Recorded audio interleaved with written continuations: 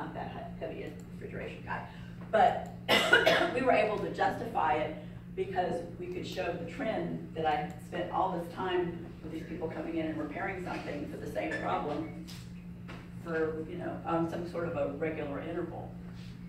Equipment needs to be validated before you can put it into use and after repairs. So you need to make sure that it's going to work the way it should work before you start reporting out patient results. So it needs to be validated. If it's a new piece of equipment, you need to do numerous patients on the new piece of equipment and those same patients on the old piece of equipment to make sure that the results are conclusive so that they look the same. And if you don't have the same results, what's causing this? Is it something that is system manipulative, so you can change or tweak something so you can change it back around? Or is it something that's better because we're finding the results that we had on the previous piece of equipment were faulty and going out of range, and these results are better? So what's happening? I already talked about the computers. You have a timeline on your equipment so that based on what the manufacturer tells you when you buy it, it says that temperature should be, let's say, temperature should be taken on your heat blocks every day of use. So every day of use, you should have a recording in some form, either on the computer or on a piece of paper, that has your temperature written down. What is acceptable? A lot of times it's going to be suggested by the manufacturer, but basically the individual facility is going to determine what's acceptable for them. And then the parallel studies are where you use the two, what you're currently using or whatever the standard method is versus what you're using now, and then you compare them. And we're talking, depending on the different systems that you're going to compare, you may need 100 samples, or you may need 25 positives and 25 negatives. So it really is just going to depend upon what you're talking about. With blood bank, we usually have at least 25 positive antibodies and 25 negative antibodies to see how they react the same and different. Okay. So with components, that's your blood. So your red cells, your FFP, your platelets, you have good manufacturing practices. Every unit of blood that comes into the blood bank, we have to account for. So even if I pick it up and I'm walking to the refrigerator and I drop it and it explodes all over the floor, which has happened before, I have to go in and tell the computer that it was wasted by the blood bank. I don't have to say it was wasted by Myra, I could say it's wasted by the blood bank. But you need to account for it. If they send it to you from the blood center and you put it on the shelf and you don't use it and then you send it back to them, that's documentation. A lot of times we'll send expired units back to Life South, or we'll send them back when they're sort of short dated so they can make reagents out of it. Sentinel events. Sentinel events are if a patient has experienced death or serious injury and it's due to, in this case, blood products. Then you have basically a group of people who get together who are involved in the process, and they try to look at what was the underlying cause of this Sentinel event. Was it somebody's actions? Was it the computer? Was it a faulty test that had not been QC'd properly? What was it, and how do we fix it from happening in the future? That's a Sentinel event, and you do a lot of root cause analysis to find out what the underlying cause is so that you can fix it. It's not supposed to be wagging your finger at somebody and saying, you did this, this, this, and this. It's supposed to be, what was the process that fell down, because we have all the safeguards in place. And then we have a transfusion committee. Every facility should have a transfusion committee, and the transfusion committee will look at the individual physicians and maybe the individual services of the physicians to find out, are they transfusing properly? Are there triggers for transfusion set at what the hospital's agreed level is? For instance, if you have somebody who is undergoing like hip replacement surgery, your trigger for transfusion might be 28, which is pretty high. And if you have someone who is in there for gallbladder surgery, your trigger for transfusion is probably 25. So your diagnosis a lot of times is going to mean whether or not blood should be indicated. You have a confused look on your face. Do you understand what I'm talking about? Okay. It was just. Not entirely, no. Well, you have triggers, okay? So when the hematology lab does hematocrit, and they report the hematocrit out, so then the physician goes in and looks at to see what the results are. Yeah. Okay, so if this person who's having hip replacement surgery has a hematocrit of 27, and the trigger is 28, which I'm just using numbers, it's not necessarily anything you need to remember, but 28, then he may write a script or an order to say transfuse this patient with 1 Paxil. Okay. If you took a patient who was in there for gallbladder surgery, the trigger may be 25. So if he comes in and sees the hematocrit is 27 on that patient, and he says transfuse 1 Paxil, that is in violation of what the triggers are set at, because he wouldn't need a transfusion until his trigger was 25 versus the other patient whose trigger might be 28. So we would need to know the triggers for each diagnosis? No, we don't. We know them, but we don't. Some places might actually police them. In fact, I think the VA does, or they used to. If they have an order for a Paxil, they'll go and they'll look at the diagnosis and they'll look at hematocrit or platelet count or whatever it is, and they'll see, does that diagnosis and that criteria meet the need for this transfusion? And if it doesn't, then they turn it over to the medical director for review. If it does, then they get the product, whatever's been ordered. They may not do that anymore. No, at one point in time they did. What we do in most hospitals is that's way more work than the people on the bench need to be involved in. We've got plenty of other things to do.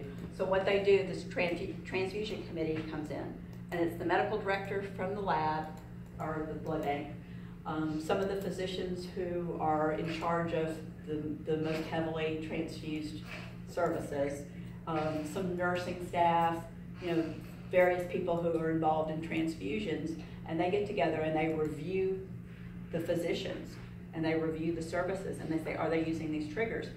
And if they repeatedly are not, then they send them a nastygram and say, you're not meeting your transfusion triggers, can you please explain? And if they write back and they say, oh, sorry, I thought I worked at someplace else and the transfusion trigger was this and I misinterpreted, sorry about that.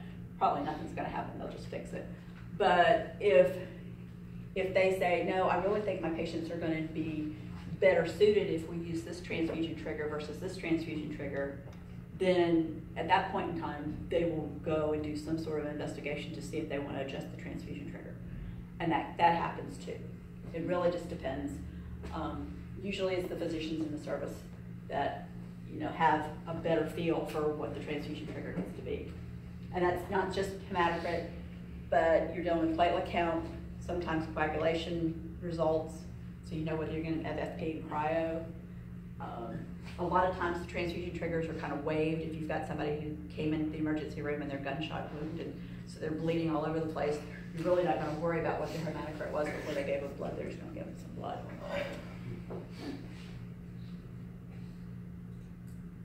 Okay, legal documents. How I'm real anal about the legal documents, the 2 lines in the initials. It's really, really important for records because we have computers. A lot of times the actual paper is not as critical, but believe me, computers go down and you do have to revert to paper. And so when you revert to paper, always keep in mind that you 2 lines and initials so that you can read what was previously written there and who did it. Okay. With a computer, if I put something in wrong and I hit enter and then I realize, oops, that was the wrong patient, I can go in and invalidate those reactions, but if I need to look, it will always be there. And somebody can always say, why did you put Ann's results in as an A positive when she's an O positive and you fixed it here, so what happened? And I say, I got happy fingers or whatever really ridiculous result I'm gonna say. I would like to think it was a little more professional than that. So you can revise the history if you make an error, but that original result is always going to be out there for at least the laboratory to see. Hopefully not anybody any further than the laboratory will see that erroneous result, but it will be there. And then the last thing, you want to make sure that I guess it's not the last thing, You want to make sure you're using the correct version of forms. They have to have some sort of a system in place so that if they change something on a form, we're not using 3 versions ago's form and not the current one. So you have to make sure that you have a system in place to remove all of the outdated forms and a system in place to know that you're using the most up-to-date one. So forms are really, really important, especially if you change your methodology, because a lot of times the stuff that you're putting on your original forms doesn't apply anymore, or you may have to add something on there. SOPs are going to help you a lot, because your standard operating procedures are going to tell you what you need to do in what circumstance.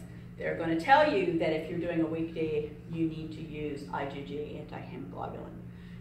They're going to tell you that if you're doing a panel, you want to use polyspecific or IgG antihemoglobulin. They're going to tell you which reagent is what is dictated or mandated in this particular facility. And if for some reason you have to do something, let's say all of the IgG antihemoglobulin has been contaminated and it's all been recalled to the manufacturer. So if they say that you're supposed to use IgG antihemoglobulin in your SOPs, but you're using polyspecific on everything, then you have that documentation that says, I am deviating from my SOP because all of the antihemoglobulin that is IgG has been recalled and is unavailable. So you have an out if you're going to go against your SOP.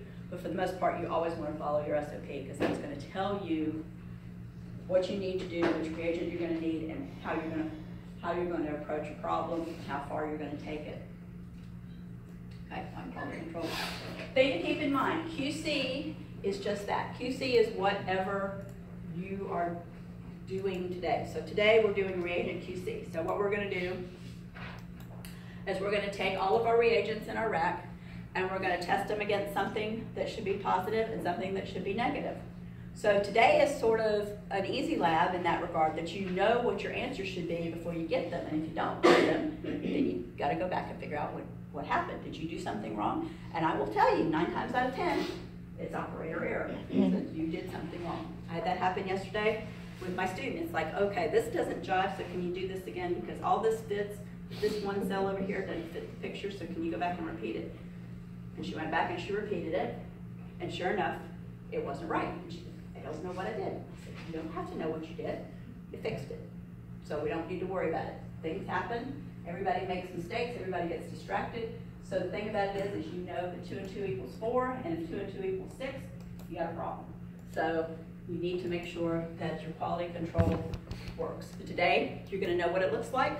If it doesn't, there's going to be a spot in the bottom that says corrective action, and you can tell me what you think that needs to happen. Let's say we didn't get our lot number of our new check cells in, and your check cells were only 1+, and you think that that's not going to really fly, so you write down that our check cells, we need to get new check cells, and that would be an acceptable corrective action for that point. You also have QA, which is quality assurance, and quality assurance is going to look at the reagent QC over a long period of time. You're going to make sure that everybody's been doing it. The temperature for the heat block, that's part of it as well. Temperature for the heat block has been within range, hasn't been out. If it has, what preventative maintenance was done? Did they bring somebody in? Did they come in and replace a fuse? What happened? And was it checked before it was put back into stock? So quality assurance is going to look at that one piece over time. And then there's quality management, and quality management is much more universal. So it takes that piece of equipment and puts it in the whole environment of all the pieces of equipment and how they interplay and how they're used, and was QC done so that when it went from one instrument to the other instrument and over here to be processed, was everything done smoothly and within the quality parameters. So you have quality control, quality assurance, quality management. So that's the big picture when it comes to quality control. And before you put reagents in, this is something new, before you put reagents into use, you need to compare them. So if I get a new lot number of anti-A, I need to compare that anti-A with my old anti-A to see how the reagents compare. We've always done that with serology testing. This is something new with blood bank testing. I don't know that I really think that there's a lot of need for it, because with anti-A, you really have pretty strong reactions and they're pretty consistent. And so, but this is a new mandate, so you have to run them before you put them into stock. That's a new lot number. Ideally, if you open a new bottle, you're going to run QC before you start resulting out patients. So if you did QC at 9/23, and then you did QC on a bottle that ran out at 2/12, then you got to get another bottle of anti-A and do QC on it because it's a new bottle. So when you do reagent QC, that's one of the things that you want to look at all your reagents. When you start, you want to look at them to see, do they look, are they a funny color? Do they have things floating through them that shouldn't be there? The cells, are they hemolyzed? Like somebody had check cells that were really badly hemolyzed the other day. So are they really hemolyzed? Okay, let's get rid of them, get another bottle. So you're going to look at the appearance of all your reagents. The other thing you're going to look at is, are they expired? Now, in this class, we're not going to worry about the expired so much, because some of the stuff is going to be expired, and you know, we're not reporting out real patients. We're reporting out Jason Aldean and Tony Stewart and all those people. But you want to look at them and see if they're expired. If they're expired, you don't want to QC them, because why would you? They've expired. There is a stipulation that if you have a rare Anacera and it's expired, as long as the QC works, you can use it. But that's not going to apply to like an anti-A or anti-B, because there's no way that's rare. And the other thing is there enough in there to even warrant doing QC? Because if you only got enough to do your QC and you got to throw it away and get another bottle, why would you even bother? So you know, you're going to look at all those things and you make sure that your documentation is correct before you start.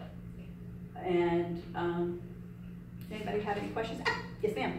So if for whatever reason you're throwing away a reagent, do you need to record do you need to record the amount that you're getting? It will depend upon the facility that you work for. I have worked places where if we got 10 bottles of anti-A, we put in the computer that we got 10 bottles of anti-A with the slot number, and when you threw that bottle out, you went in and told the computer that you threw it out. Some places are not going to be quite that strict as far as, you know, their reagent, I guess, documentation. You're just, as long as you're on the same lot number, you just throw that out and get another one. And then as long as you still have enough in the refrigerator to keep working, you don't really worry about, you know, getting replacements, because most of the time you're going to have a standing order and they're going to come in at regular intervals, and so you're going to be able to replace and maybe get a lot number. So it really just depends upon where you work and how strictly they enforce, you know, their control of the discarding of their reagents that have expired. Does that help? Mm-hmm. Okay. Anybody else? I told you this was going to be a thrilling day. Actually, it won't be bad. Some of you are going to get to use gel today, and some of you won't. And then next week, some of you will get to use gel, and some of you won't. So we're going to kind of get our hands a little bit dirty on the gel, so you get a little bit more accustomed to doing that. So that'll be fun. And if you've got your releases, I have a hard time thinking of words today. The releases for the phlebotomy, you put them up here, and we will go have fun. Yes, ma'am.